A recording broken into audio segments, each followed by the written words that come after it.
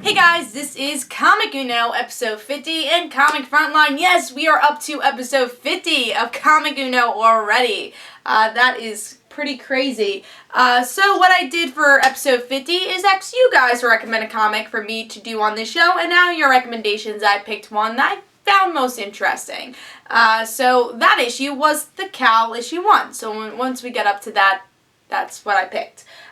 We have 13 comics, 3 digital, and all the rest printed, and let's get started. So number 13 was the Cowl issue 1. I couldn't get into it. I don't know. It was a little weird, the comic. I felt is 1960s, pretty sure. It felt very Watchmen to me, and it was very cop-out of Watchmen. At least I was trying to do that, is these group of superheroes, they did something wrong when they were like attacking somebody, someone died, and we get to see some government stuff, and that's it. I thought the art style wasn't great for the series. Like, I liked the art style, but I didn't really think it fit the series. Like, I couldn't totally get into it. And then the characters, I just didn't know anything about them. It felt like I was jumping into a comic that had like 50 issues already. That's how it felt. It wasn't new reader friendly, even though it was issue 1. So it felt really weird. I want to learn a little bit more about the characters, the world, and I didn't feel like this issue did that. Even though I think it had a lot of potential, it seemed like the characters were interesting, they just didn't explain the characters well enough for me to be interested. So I give the Cowl issue 1 2.5 stars, and that's why it was my worst pick of the week. I just couldn't really get into the issue. Alright. So now we're up to number 12, which is a Comic Frontline exclusive. Disney Kingdom Seekers of the Weird. It was an okay ending. This arc, or this miniseries in general, was okay. The first issue I was really surprised with. Liked the characters a lot, and I liked how they got into the Seekers of the Weird. But then the whole rest was just all kind of cluttered together.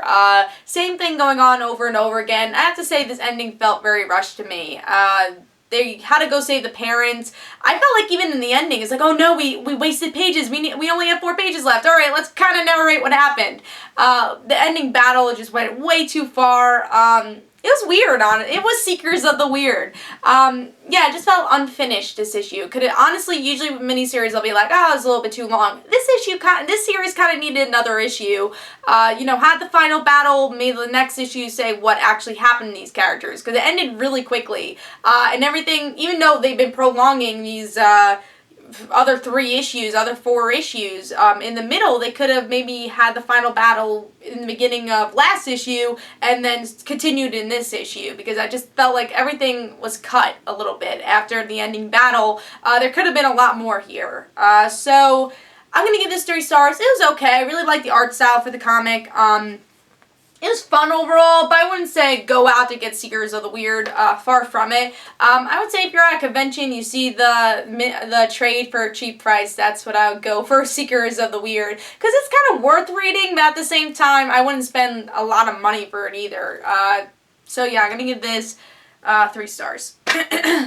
Number 11 is Future's End, issue 4. Yeah, this is definitely the lowest I've seen Future's End. I've actually really been enjoying the series overall. With this issue, a lot of those C-list characters came into the issue, that was where I was really afraid of Future's End. That would all be about C-list characters I didn't really care about, and that's how this issue felt to me. There was only a couple stories I kind of liked. The Frankenstein story went way overboard. I did not like it. It was really long, and I didn't care about Frankenstein or Athamis, I think her name is. I read 1 issue of that, never read Frankenstein. I just did not care about their story at all. Grifter was pretty interesting. Grifter gets paralyzed in the end. I thought that was pretty interesting. Sorry. Yeah, so I thought Grifter was pretty interesting in his story with his paralysis. The most interesting had to be the Tim Drake story, because we get to see he's living a normal life. He has a girlfriend, and Lois is checking up on him, and I'm excited to see where Tim Drake goes, especially with Batman Beyond now being in this arc.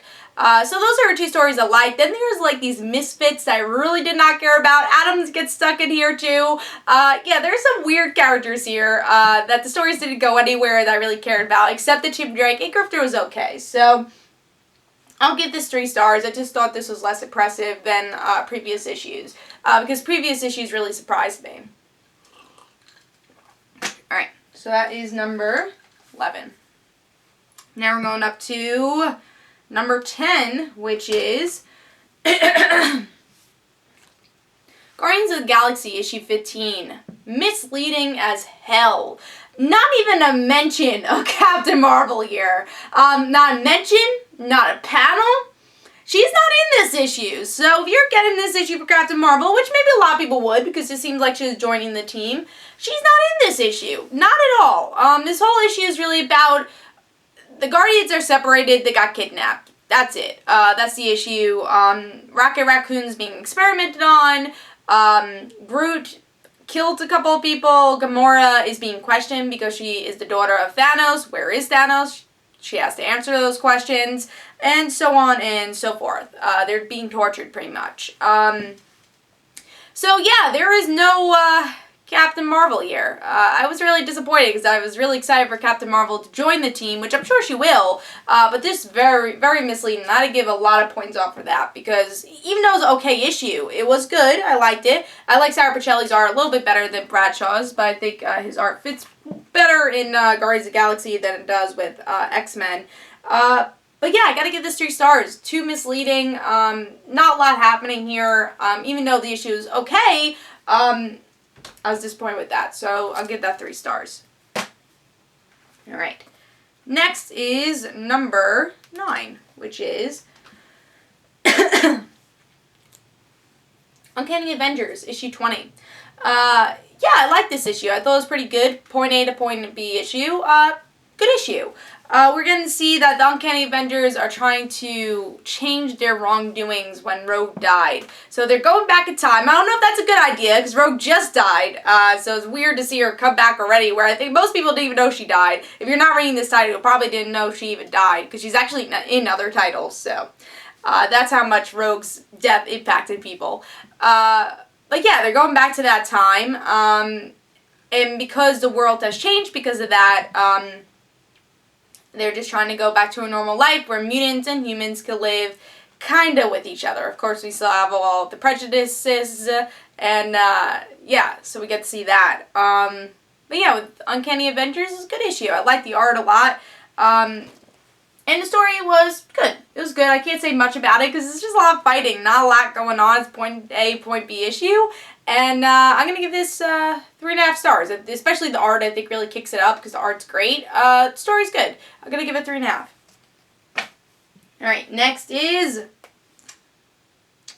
number 8, which is Batman Eternal, issue 8.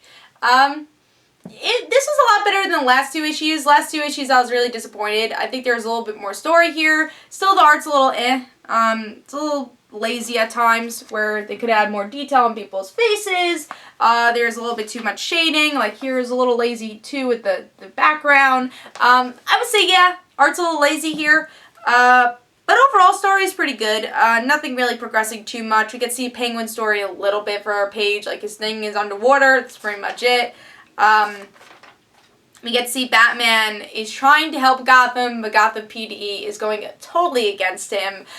So it's interesting to see if Batman's able to team up with this new commissioner, but he doesn't. There's still people in the police force that is for Batman, try to help Batman, but this new commissioner is going to do everything in his power for Batman to be off the streets and not be Batman anymore, and not to save Gotham anymore. So we get to see that. We get to see a little Vicky Val. Not a lot, just her reporting, you know, she was in a previous issue. Very little Stephanie Brown, just confirming that her mother's a villain. That's what's happening with Steph, which I was a little disappointed that we didn't get to really see much Stephanie Brown, but you also see a little bit of the laziness of the art with Stephanie Brown's story also. Hopefully we'll get a little bit more of a central story with Steph and more than just 2 pages, but at least we got to see a little bit of her because it's been a while.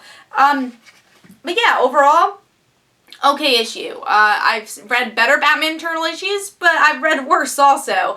Art's a little lazy, but the story's okay. You know, there's some good story here. It didn't bore me like last issue did. It was good. I liked it, but I can't really say much about it either because not a lot happened to really talk about. So, 3.5. It was good. Alright, so now we're up to number 7, which is The Flash, issue 31. Yeah, this is pretty good. Another issue, not a lot happening, but it was a good issue. Liked the art a lot for this, even though I'm not a big Booth fan. I think I didn't really like his Teen Titans art style, but I liked it for Flash. Even the cover, I think, is really good with his art style. So I think it works a lot with Flash. With this issue, we get to see that Barry is going against this C-list villain in a way, and they're trying to confront him and open other cases at the same time. Iris and Wally, there's a little bit of continuation of that Wally could be a good kid. We don't know how, but hopefully he's a good kid. And then the future Barry trying to go back to where Wally died. So we're getting that story continued. Like I said, very point A to point B issue. Not much happening, but it was a fun issue. I enjoyed it all the way through. I wasn't bored. I thought the art style, again, works really well here. I like how they're linking the future story to the present story. I think they're doing a really good job with that. I like the Wally stuff. We're adding a little bit more to that. Still don't know if I love the character, but we're getting into it. Still not my Wally West, but we'll have to see where it goes. Overall, good issue, I read better Flash even from Vendetti, but it's a point A to point B issue. Alright, as you can see, there's a big trend of just like blah issues this week. So now we're up to number 6, which is Nightwing, issue 30. There's half of this I really liked, and then half I just didn't. I thought the spiral things actually were really out of place. There's a beginning story where they're trying to talk about the story arc that's going to happen in Grayson, and I felt that was very out of place. I didn't really care about the eye, Web, and this therapist that knows who Batman is. I thought it was very out of place. I thought this could have been an ending for Nightwing, and then go into this new Grayson story, the death of Nightwing in a way. And half of that is, Dick talking to Bruce, talking about his life, and how his family won't know that he's not dead. So I like that part, and it's most of the issue, which that's why it is a lot higher than many of the other books that are more blah this week. Yeah, I like that part, and even the ending was pretty good. I liked what they were going to spiral, but the beginning really felt very out of place. The art wasn't great for the beginning. A lot of people's necks felt very long. Hopefully I could find a good example. This is a good example. This lady's look like kind of like a giraffe. So yeah, that art was a little weird.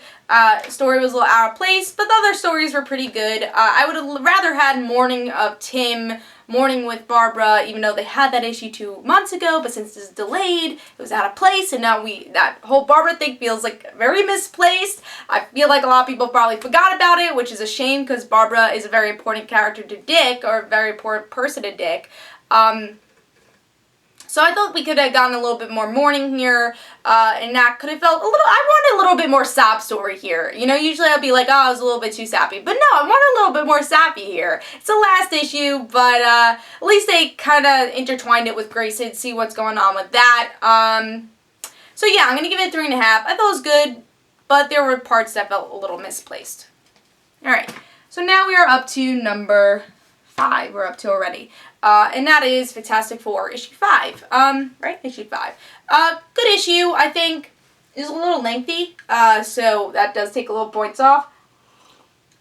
And not too much is happening within the issue, but the ending get to pick up a little bit more. Most of the issue is the Fantastic Four is on trial, and they get trial. They're guilty for destroying people's lives in a way. So they get their children taken away. We don't really know the rest that happens, but I love Sue's reaction to that. I think that had to be my favorite part of the issue, is Sue's reaction.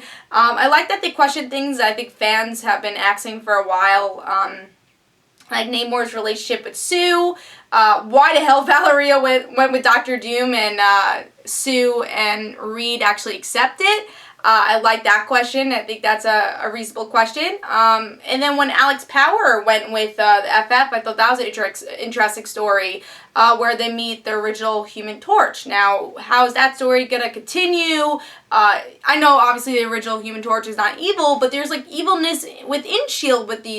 with these kids. Are they going to treat them as children, or are they going to treat them as enemies in a way. So you get to see a little bit of that power play with this issue. So I thought that was very entertaining. Art's pretty good. Show you that. I like that they have a collectiveness of like old style art for the Fantastic Four. It was a good issue, but yeah, it's a little lengthy, and I had to give that a little half star off because it's a very lengthy issue where not too much is happening. It felt very much like an annual, but it was a good issue. I did like it. I like the ending, and I'm excited to see where the Fantastic Four goes. So I'm going to give this a 3.5, very close to 4 stars, but it was a lengthy issue and it is a $4.99 book. So, again, really love Sue's reaction to the children thing and the questions we get to see in this issue. Alright, number 4 is Batman, issue 31. Yeah, you know, I'm really conflicted with Batman Zero Year. I said this in my in-depth review. I love the dialogue, I love the art, but the story's going on forever. And that's how I felt. It was a good chapter to the story, but am I interested in the story anymore?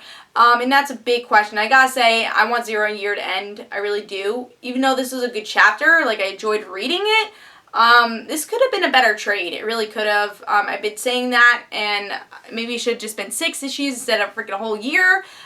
Could it be because of Batman Eternal? Probably it was because of Batman Eternal. They want to separate the stories a little bit more.